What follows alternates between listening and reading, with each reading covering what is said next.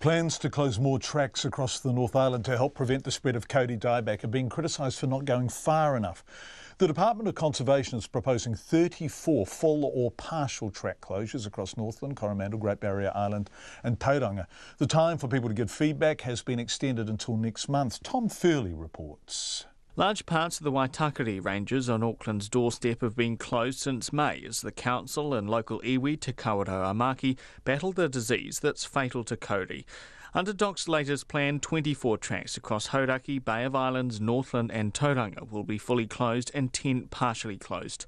Northland conservation advocate at Forest and Bird, Dean Bagent-Mercer, says it won't stop the disease spreading. They mainly are talking about small tracks with hardly anyone going on them. And yes, they need to be closed, but so do all the other tracks in kauri forests. One of the main areas that have been missed is the Te Araroa National Walking Track, which goes through a lot of the northern kauri forests.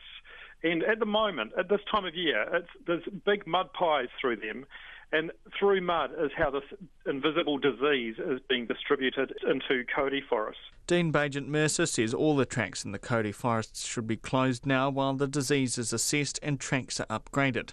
However, the head of the charitable trust Coromandel Kauri Dieback Forum, Jason Roxburgh, says anything that can help is a good thing, and he supports the move. A lot of them are relatively low-use tracks, but that said, they also go through some pretty significant kauri stands.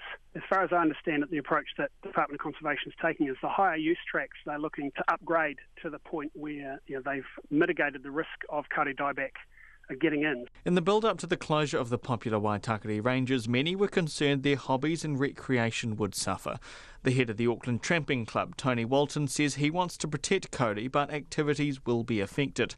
He says some members see it as an excuse to close rundown tracks or cut down on maintenance costs. So there's this feeling that the kauri dieback program is being sort of used as almost as an excuse to close some of these tracks when in fact sensible mitigation measures could be introduced which would ensure the tracks would remain open. Tony Walton says some of the tracks that could be closed are used far more often than people think.